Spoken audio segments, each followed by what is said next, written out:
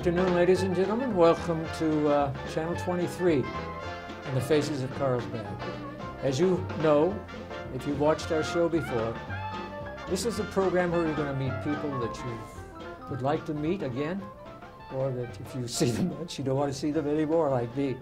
I have more people turning away when they see me and say, oh yes, I like the people you interview, but you could get lost.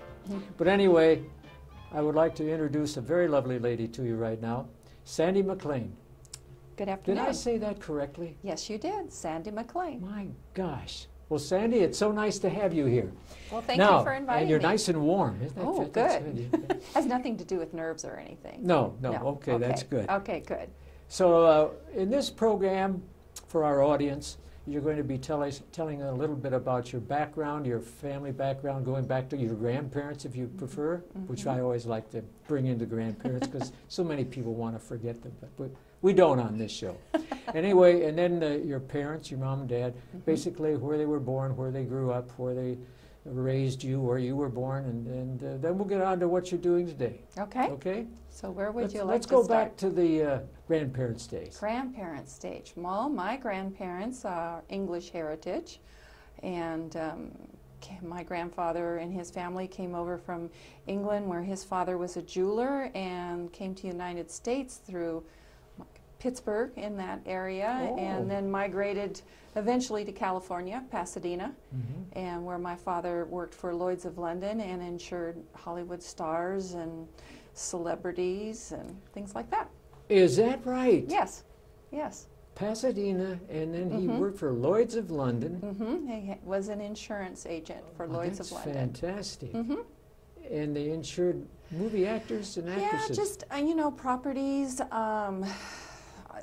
personal, you know, just all the things. I don't know that much about insurance, so, but that's pretty much the basic thing. He was in the near the Hollywood section where a lot of these people lived, and he was a people person. He liked people a lot. And I bet he met some very famous people while he was there. Yeah, some interesting stories. Oh my gosh, can you recall any of the, maybe one interesting story? Let's see, I can't remember the actress because she was way before my time, but she gave him a gift one time with an amethyst ring, and I still have the amethyst ring because I'm the only grandchild that was born in February, so. Oh my yeah, goodness. it's fun. I'll be darned, that's amazing. So that was on your father's side? That was on my mother's side. On your mother's side. My father's side is a Texan and has a big family in Texas, which we never really got to know very well. So we lived pretty much all over the Pacific Northwest, and did go back to visit all of them in 1963. I was 13 at the time, and that was my first experience of Carlsbad because we planned a family vacation and did a loop from Seattle, Washington, where we were living outside of Seattle, and down and came and saw the cavern. So that was my first experience of Carlsbad in 1963. What was your impression of Washington State? I liked Washington State. Yeah, I didn't have any. I loved Seattle. I learned to drive in downtown Seattle, and we traveled, and my dad traveled a lot for his job, and so he liked to see. My folks liked to see places, and they liked to take us kids and have us see different places. I've been to all of 50, well, I should say 46 states and 4 commonwealths. We'll get that straight. But anyway, I've been to all of them. And the Seattle area was one of my favorite places, in Victoria, British Columbia. Yes, we've been there many times. I fell in love with both those two places. They're wonderful. Seattle is very, it's just a broad spectrum of everything. It's very diverse, and there's of course all the .com started all there with Microsoft and all of that, and so it's very continental. There's a little bit of everything, and there's of course a tremendous Asian influence there as well. But it's a wonderful city with a lot of different things to experience.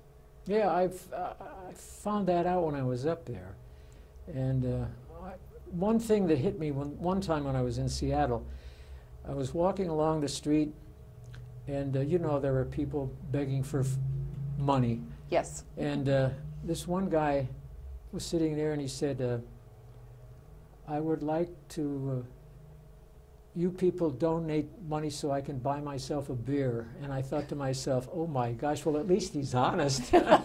That's more than I could say for a lot of the others up here. Oh, yeah. But I love the sea atmosphere. Yes. And of Seattle and Victoria, British Columbia. They're Right. two beautiful places. Well, anyway, so you ended up in New Mexico. How did you Yes. like it when you came here? We had talked, my husband Mike and I had talked about retirement time and what kind of climate and town size and amenities that we would like to end up in, because we had been pretty much all over the Northwest with his career, and lots of cold country. I mean, Montana and northern Idaho get cold, and so he loves the desert, and I said, I'm game. So he got a tremendous offer from Mosaic Mining Company, and he says, what do you think about Carlsbad? And I said, sure, why not? So Wow. here we are. So you have not regretted it at all? No, we like Carlsbad. It's a nice sized town. It was very welcoming. We found people here extremely open and friendly. You know, sometimes it's hard, being as we've moved a lot in our lives, and as children as well as professionally as adults. Yeah. And lots of times, once your children are grown and gone from school, and you move into a community, sometimes it's hard to make connections with people and find, you know, people that you relate to. But we found Carlsbad very, very welcoming, and we call it home. We've lived lots and lots of places, but we call Carlsbad home. We're done moving. I told my husband, I said, you want to move again? I hope your next wife likes packing. Yeah, I don't blame you. That's fantastic. What do you do in your spare time? I want to get to what you're doing now in your regular time. My spare time, I'm a wannabe artist. I do paper quilling, which is a very old craft. Some people may know it as paper filigree, but you spin small pieces of paper on it back then in the 1800s on a quill, and you do flower designs or pictures or whatever that way, and it's three-dimensional. And then I've kind of incorporated mine into, I paint scenery. I predominantly like to use acrylics, and then I quill the flowers into the foreground or whatever I'm painting at the time. So it gives it a three-dimensional look. That sounds very complicated. It's a lot of detail work, but I really like detail work. Are you able to get to it daily? No, not as much as I'd like to. My business keeps me very busy. This year I have cut back on hours. I'm not working 5 and 6 days a week anymore. I've cut it back to 3, which is giving me a little breathing room to see some of the things I want to see around here, be involved with some of the things that I'm interested in, and slow down a little bit. What business are we talking about now? I own Facial Expressions, which I'm a master esthetician. No, I don't put people to sleep. I treat your skin. Oh. So I have 46 years as of this month in my chosen profession, and I'm at the maximum of what licensing will allow me to do. So I work with people when they have problems with their skin. I can get a lot done, and then if I can't get them to where they need to be, then we'll seek a dermatologist or a plastic surgeon. We'll seek medical. That's interesting. I never... Yeah. And what's an esthetician? Did you Esthetician. Esthetician. Esthetician, like aesthetics. Oh, I Okay. see. So that if Guy Lutman and I... If you guys wanted facials and start to look younger, I can do that. We can do, Yeah, my you gosh, betcha. that's amazing.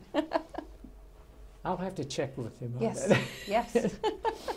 Actually, I have several gentlemen that come to see me Is that because my right? studio is very private, and it's a very personal thing, and because I take a medical intake form for information about your health, Yeah. puts me under HIPAA regulations, so it has to stay private.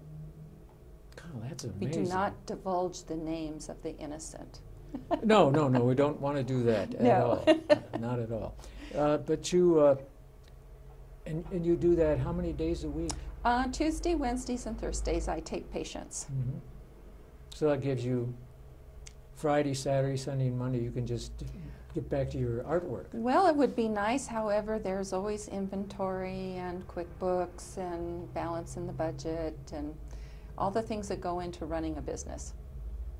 Well, that reminds me, I have to balance my books for the month. Yeah, darn it. Oh, I hate that. You know, I keep things on 3 different levels. I keep it first in the checkbook, and then on the envelope where I keep my checkbook, and then inside the envelope is another straight piece of paper, and all 3 of those better balance at the end of the month.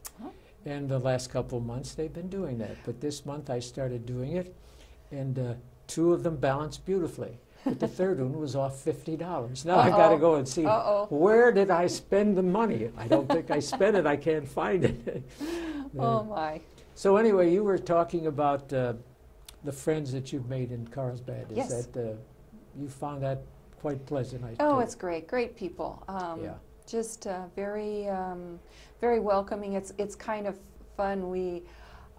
It's like going back in time. I can remember my parents' generation. Entertainment was going to play cards at somebody's house, or went to watch, have dinner, and just visit. Yeah. And that goes on here, which is fun. And it's not like other places where we live, where people really don't entertain in their home. They'll say, "Hey, we'll meet you at a restaurant downtown," or we'll go take in some show or whatever. But to entertain in your home just was not as common as it is here.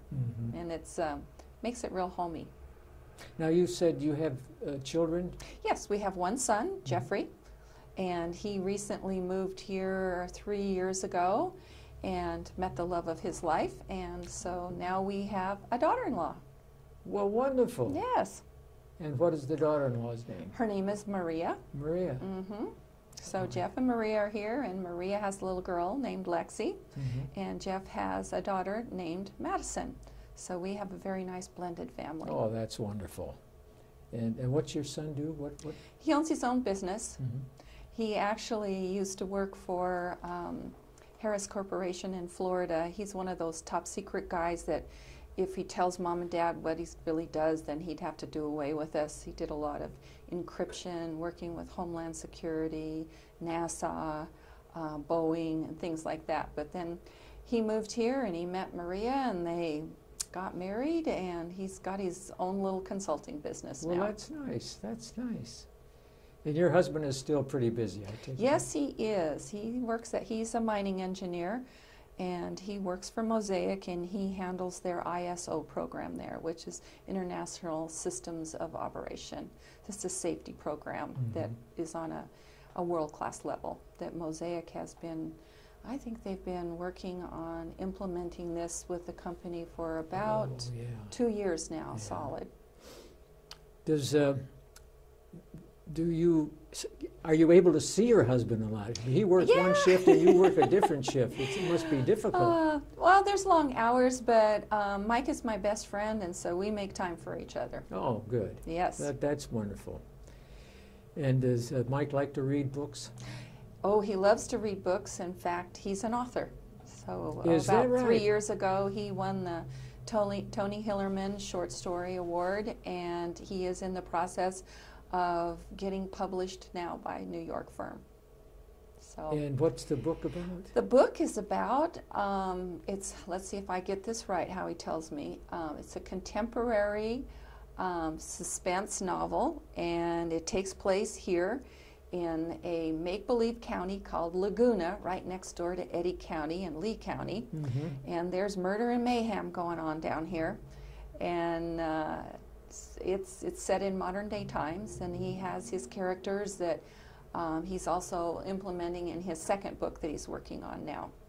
So he writes mysteries. Murder mysteries. Murder yes. mysteries. Yeah. Oh my goodness, that's my favorite type of book to read. Yeah, he belongs to the murder. Let's see, is it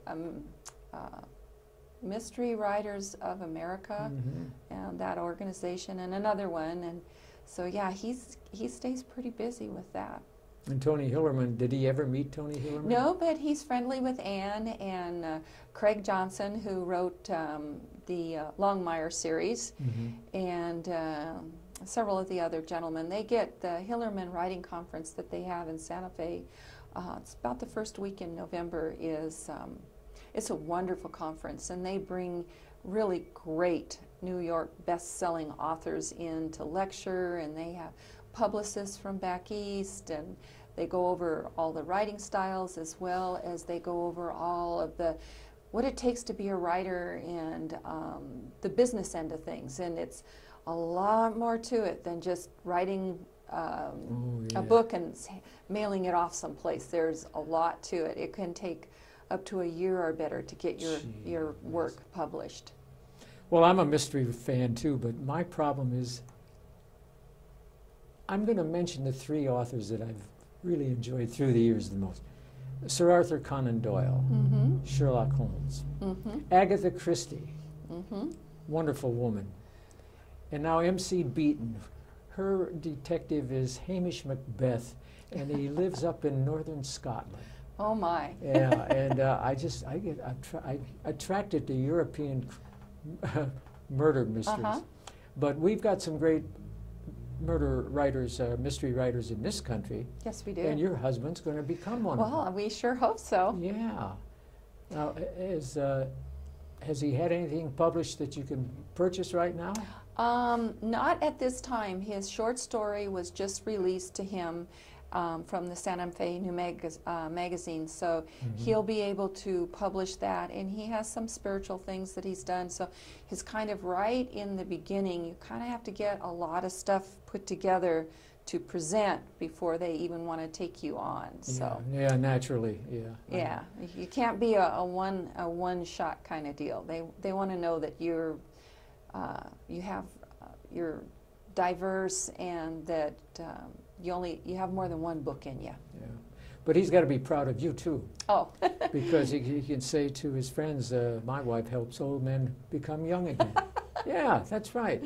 All right. It's my granddaughters asked me one time, "Well, Grandma, what do you like most about what you do?"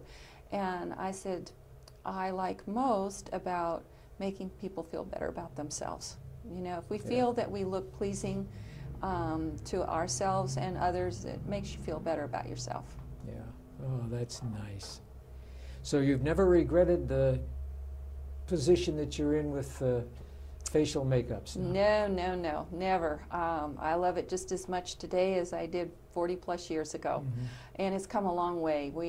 When I started, it was pretty much, we just kind of messing around with cold creams and things like that. It was pretty generic, and now we do sophisticated things like dermaplaning and microdermabrasion and micro needling, and even 10 or 15 years ago, those procedures would have been seen as medical, but now they've been released to come into the aesthetic field. Wow, I can't even keep up with that. You could write a book on verbalization of this business, couldn't you? Well, I'll tell you what, it makes you stop and think about what you're doing and where they come up with some of these words. Well, I'm looking at your face, and you have the face of a 20-year-old. Well, thank you, sir. How wonderful. I look in the mirror and I think, oh my gosh, one more step and I'm going to look like Frankenstein. No. Yeah. Well, our skin, you have to stop and think about it, is the largest organ on our body. Yes, it is. It is the first line of defense, immune defense that we have. And we do have ability to slow the aging process down. I don't really believe in the term anti-aging. I believe more in healthy aging, because you're not going to stop the clock, but you can slow it down. And you can improve what you have. It's just like if you have not been leading a really healthy lifestyle and decide to change your lifestyle and become more healthy, well, then you're going to improve your body. It's the same principle with the skin, and I carry a complete line of skincare products You're not going to find them in the drugstore. You're not going to find them in the department store because they are only allowed legally to be used by licensed professionals. Oh. So I deal with active ingredients that are 30 to 70% more effective on the skin than what you can buy at any supermarket, drugstore, department store, or anything like that. They has to be with somebody who has been trained and licensed and certified in the application of the different products. Somebody who is knowledgeable as to which direction you're going to go. Going to aesthetic school is just the first step. That just gets your license. As we all know, for lots of different jobs and professions, you know, just getting through school is one thing. The school of life is the second course, and you continue to learn and gain experience. And I like being green. It makes me know that I'm still growing. Oh, that's wonderful. Yeah, and I think that a lot of people, when they reach a certain age, they just basically give up. And well, they start shouldn't. just treading water. Yeah. It's like, oh, there's a lot more to life than treading water. No, absolutely. For goodness sakes. Well, and people do it in their careers too. They go, well, I'm here, you know, and if they're happy with that, then great. But I've never been happy with, I want to know what's on the other side of the mountain. Yeah. Well, when you're home in the evening and your husband's there, does he spend a lot of time writing his book? Yeah, he does. We pretty much, we go everywhere. The laptop goes with us, and lots of times he will take time when he leaves work. He'll just, if it's a beautiful afternoon, he'll just kind of drive out in the desert. Maybe he'll hike around, and he'll get inspiration there, and then he'll come home and say, can you hold dinner a bit? And I go, yep. And he has to run in there and jot down his ideas, you know, get it going. And when he starts to write, he just gets on that laptop and he just writes like he's writing you a letter. He just rolls. And but writers, it isn't a faucet that you turn on and off like any creative kind of thing. Is you got to get in the zone, so to speak. Artists, musicians, writers, actors, all of those that are creative kind of things. You got to get in the zone, and then you just got to leave him alone. When he's in the zone, you just close the office door and let him go. Gee whiz, I remember years ago when you wrote books, you did them by hand, and now it's computers into everything. Yes. Well, he used to. He used to follow me around the quarter horse show circuit, and there's a lot of hurry up and wait when you're showing horses. And so he'd sit there and he had his whole bag of pencils and his notebook. And one day I asked him, I said, what are you doing? He said, I'm writing a book. And I went, oh, sure, yeah, right. I was not the dutiful wife. That's funny. Oh, my God. I thought, yeah, you're writing a book. You mentioned horse shows? Yes, I used to. My father and mother used to raise, they had a ranch. They had purebred Charolais and a commercial herd of black bollies, and they raised quarter horses, cutting and reining horses. And so I competed in the American Quarter Horse Association circuits, and showed at the World Show in Oklahoma City, rode on a national and world level, cutting horses and reining horses, national cutting horse and national reining horse categories, and had a lot of fun. What do you mean by cutting horses? When cutting horses are cow horses, and they're going to cut that cow out of the herd. You'll have 2 corner men and 2 turnback men. It's a timed event, and you come in and you have to take that cow off the herd, and then you got to put your hand down and let the horse do all the work. If you start helping the horse, the judge is going to see that, and he's going to dock you points.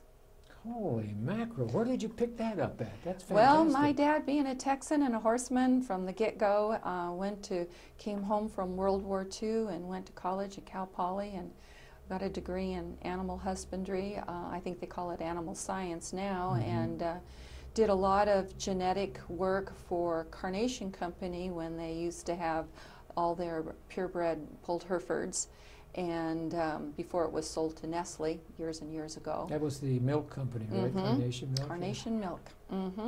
And so he just always had a love of cattle and horses, and always loved a good cow horse. Oh, I'll be darned. That's amazing. And you got involved in that? Yeah, my dad and I were we were like 2 peas in a pod. Well, with that, Sandie, all I can say is that you've made my day. I'm going to ask Guy if we can go out and buy a horse right now, and we're going to figure this out.